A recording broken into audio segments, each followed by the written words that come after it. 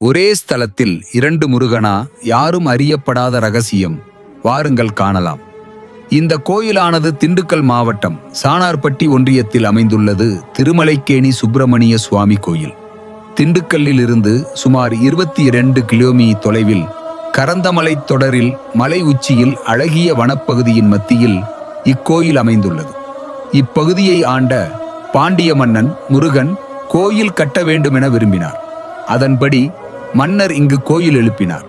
மலையில் அடர் வனத்திற்கு மத்தியில் அமைந்த கோயில் இது. காலப்போக்கில் மூலவர் சிலை பழுதாகியது. கோயிலும் சேதமடைந்ததால் முருகன் கோயில் ஒரு குடிசையின் கீழ் இருந்தது. முறையான பூஜைகளும் நின்று போனது. 1909 இங்கு வந்த கிருபானந்த வாரியார் கோயிலை மீண்டும் புனரமைக்கும் பணியை துவக்கினார். பிரதான மூலவர் சிலை பின்னமாகி இருந்ததால் வேறொரு சிலை செய்யப்பட்டது. ஆனால் பழைய சிலையை இங்கிருந்து எடுக்க முடியவில்லை. எனவே அந்த இடத்தில் ஒரு மண்டபம் கட்டி அதற்கு மேலே புதிதாக ஒரு கோயிலை கட்டி புதிய முருகன் சிலையை பிரதிஷ்டை செய்தனர்.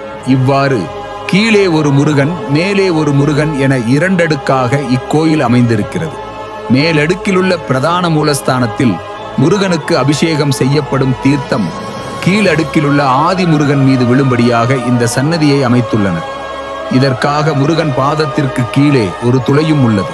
நீங்கள் தீவிரமான முருக பக்தர் என்றால் இந்த வீடியோவுக்கு லைக் செய்துவிட்டு நமது ஓம் டைரிஸ் சேனலையும் சப்ஸ்கிரைப் செய்து கொள்ளுங்கள்.